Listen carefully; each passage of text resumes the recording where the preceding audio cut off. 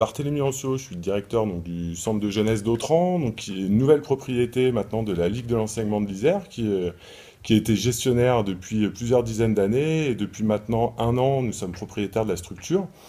Le centre date de 1936 et a toujours eu comme vocation d'accueillir des enfants en séjour de vacances. Et on perpétue un petit peu cette tradition en accueillant toujours, principalement tout au long de l'année, des colonies de vacances, séjours éducatifs et des classes de découverte. On accueille quelques groupes d'adultes à la marge, mais 90% de notre activité est représentée par de l'accueil d'enfants. On a un centre qui fonctionne à l'année, on est ouvert, on va dire, de Noël jusqu'à fin octobre, jusqu'à la fin des vacances de la Toussaint, et avec une équipe de 6 personnes permanentes à l'année, plus beaucoup de saisonniers. On représente à l'année un équivalent de 36 ETP.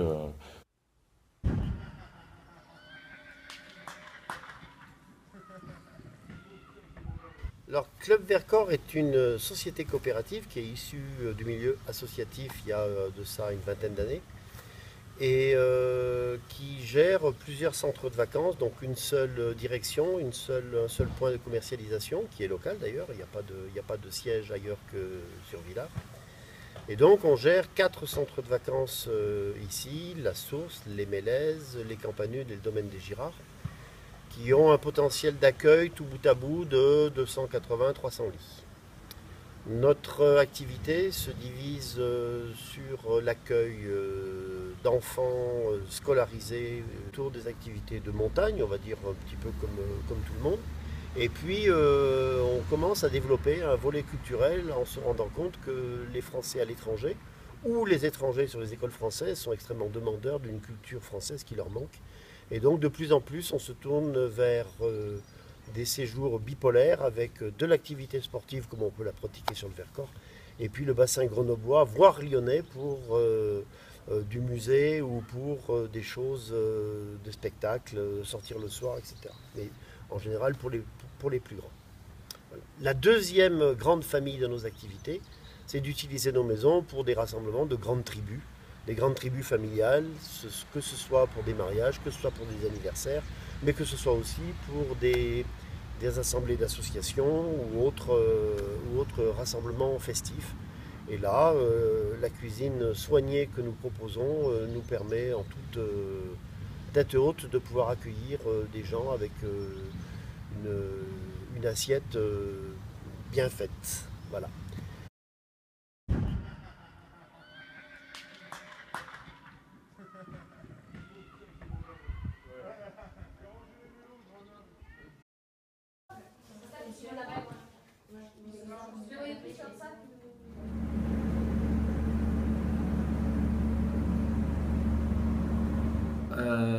Jean-Christophe Couvat, je suis le responsable de la restauration à Club Vercors.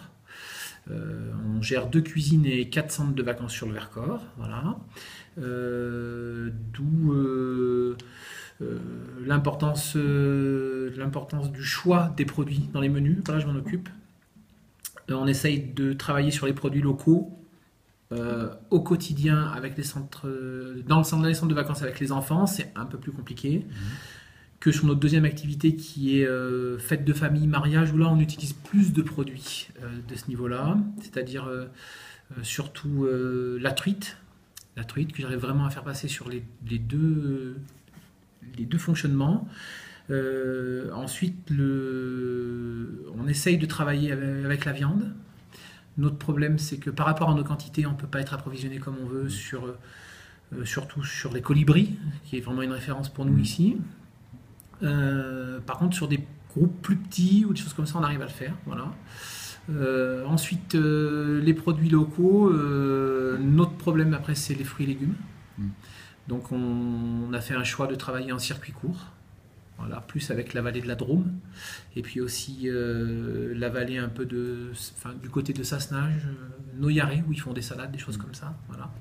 Et puis pareil pour la viande, puisqu'on n'arrive pas à l'avoir au colibri, on a un fournisseur qui s'appelle Tess Salaison et qui nous garantit un circuit court de viande Rhône-Alpes. Voilà, certifié Rhône-Alpes. Au niveau des fromages? Au niveau des fromages, alors là, c'est là où on travaille le plus. On a la chance d'avoir un centre de vacances au domaine des Girards, le hameau des Girards, où on a le pic Saint-Michel à côté de chez nous. Donc on travaille pas mal de chèvres. On fait faire des visites aux enfants qui sont là. Et puis le bleu, bon, bien sûr avec la coopérative, les fromages blancs, des choses comme ça, mais aussi beaucoup avec la Grand-Mèche, puisqu'on travaille de ce côté-là sur Lens. Voilà. J'ai une attache particulière avec tout ça, puisque mon beau-père est agriculteur. Okay. Voilà. Au Poula, la ferme des Poulas. C'est-à-dire qu'on partait de très loin, on était dans une logique de beaucoup de surgelés, de beaucoup de boîtes et d'aller toujours acheter au moins cher. Et maintenant, depuis bientôt maintenant 3 ans, on est sur une modification de nos habitudes alimentaires, notamment dans le cadre, notamment dans l'approvisionnement. Donc on va dire que pour moi, je pense que la révolution ne se fait pas du jour au lendemain, donc on est aussi sur des changements à la marge. On partait de très loin, on a avancé, on a pas mal avancé, mais il nous reste encore beaucoup de chemin à parcourir. Donc à l'heure actuelle, on va dire qu'on a revu un petit peu nos modes d'approvisionnement et en essayant aussi de développer du local. Donc à l'heure actuelle, pour l'instant, on travaille avec 3 principaux fournisseurs sur le plateau du Vercors. Donc les liens ont été faits grâce, on va dire, au parc qui nous ont permis aussi de nous mettre en lien, et le parc avait on va dire, déjà fait un premier diagnostic de tous les fournisseurs potentiels sur le plateau qui souhaitaient travailler en direct avec des centres de vacances. Donc pour nous, à l'heure actuelle, on travaille avec donc la ferme des Colibris à Méaudre. Donc on est pour l'instant sur 1 fois par semaine, on programme un menu composé avec des produits, donc soit du bœuf bourguignon, soit du sauté de porc. Après, nous, on est sur des volumes importants parce qu'on a une capacité de 300 lits, donc on leur commande souvent par 30 kilos, choses comme ça.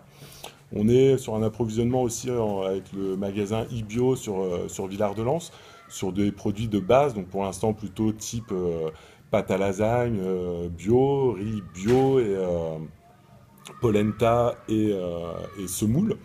Et ensuite, on travaille aussi maintenant en lien direct avec la fromagerie d'Autran, où voilà, on sert uniquement du fromage de la fromagerie d'Autran et un petit peu de fromage de la coopérative, notamment le bleu, parce qu'il n'est pas fait à la fromagerie d'Autran. On a la bournette ici, on a le Vercoret, on a les petites briques, les enfants aiment beaucoup. On a le bleu, bien sûr, vous connaissez tous. Nous avons, par là-dessus, on a les viandes de Monsieur Charvet qui travaille qu'avec des agriculteurs du secteur. Donc là, notamment, on a des blanquettes de veau qui sont arrivées hier. Les DLC, bien sûr. Du bœuf, juste en dessous. Bien saignant. Qu'est-ce que je peux te présenter? On a été livré en fruits aussi, donc si tu peux t'approcher. Ça, c'est un très très bon produit du Vercors. Petite truite des chevilles de chez Monsieur Murga. Ça, c'est très très bon. Le bleu, bon, bien sûr avec la coopérative, les fromages blancs, des choses comme ça, mais aussi beaucoup avec la Grand-Mèche, puisqu'on travaille de ce côté-là sur Lens. Voilà. J'ai une attache particulière avec tout ça, puisque mon beau-père est agriculteur. Okay. Voilà. Au Poula, la ferme des Poulas. Donc j'ai une attache toute particulière avec le bleu du Vercors dans ce sens-là. Donc le fromage apparaît souvent, très souvent, dans nos menus.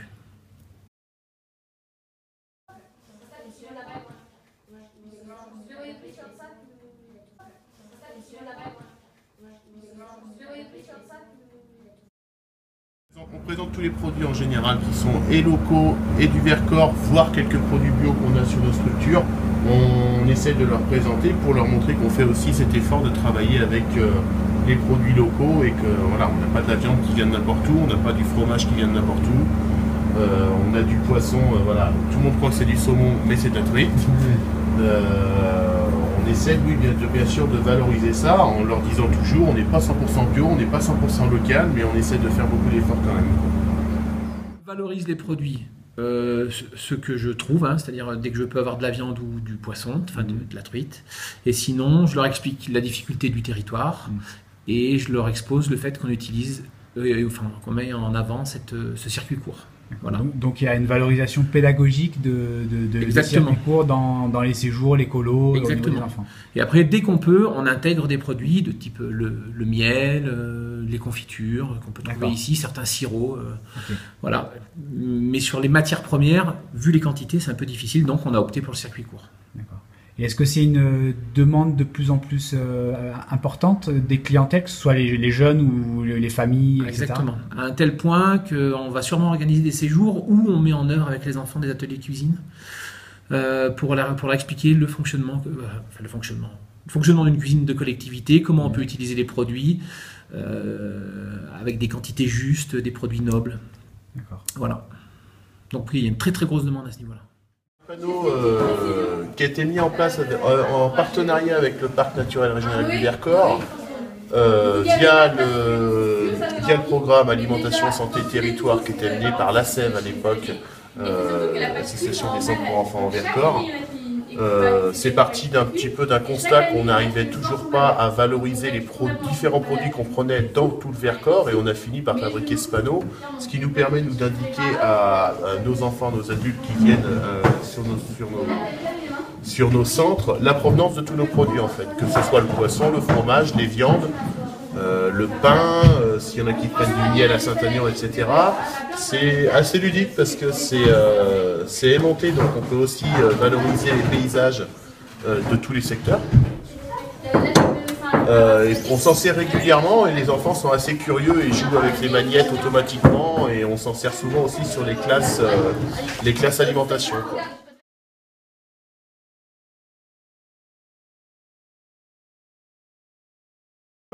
On est revenu à la SEV depuis à peu près 3 ans. Je pense que la chose la plus importante qui a été à la SEV finalement, c'est de se rencontrer avec les autres directeurs de centres du plateau, de pouvoir faire connaissance, parce qu'on est chacun dans nos quotidiens et on est très pris. Et finalement, voilà, moi la SEV m'a permis par exemple de rencontrer Hervé, le directeur de Montagne et Musique qui se situe à 200 mètres. Donc il a fallu une association pour qu'on puisse se rencontrer.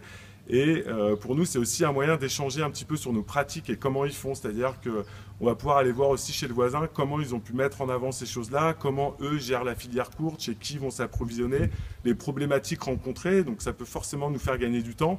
Voilà pourquoi on ne va pas réinventer l'eau chaude quand on sait que le voisin a essayé de mettre en place quelque chose. Voilà, le fait de pouvoir partager ensemble va forcément nous faire avancer là-dessus. Donc je pense que rien que le fait de pouvoir se rencontrer et discuter ensemble, finalement ça a l'air très anodin comme ça, mais c'est déjà beaucoup, je trouve, là-dedans. En plus d'échanges sur nos pratiques éducatives et pédagogiques, on travaille à l'heure actuelle sur des outils communs qui pourront tourner sur les centres, pour des outils communs pédagogiques pour nos classes de découverte.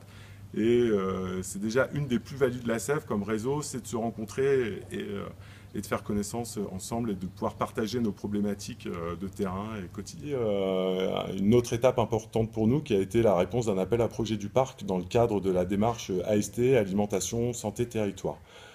Donc on a présenté notre dossier, on a été retenu par le parc, avec du coup on a eu la chance d'avoir un accompagnement particulier du parc du Vercors, notamment avec Jamilia qui a été notre principale interlocutrice, où on est passé par une phase de diagnostic et après d'objectifs qu'on allait se mettre en place. Donc pour nous...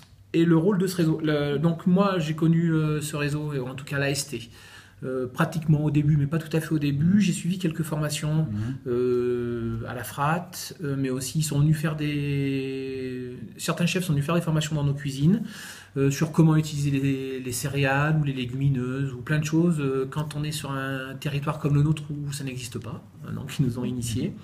Mais aussi comment valoriser nos produits et comment j'ai fait aussi un stage sur la cuisine alternative dans les collectivités. Qu'est-ce qu'on peut apporter? Est-ce qu'on est obligé de consommer beaucoup de viande toujours? Donc voilà, ça c'est la base. Le travail du parc avec l'AST, avec ce programme-là. Moi je l'ai connu comme ça, au travers de Sophie Vallon qui m'avait invité. Là-dessus, on est vraiment attaché à notre territoire et à la qualité des produits de notre territoire. Ce qui fait que oui, je pense qu'on est quand même bien avancé, même si on est encore loin d'être parfait. Je pense qu'on est quand même sur une vraie voie durable de l'alimentation saine dans nos structures, sans dépenser des fortunes, quoi.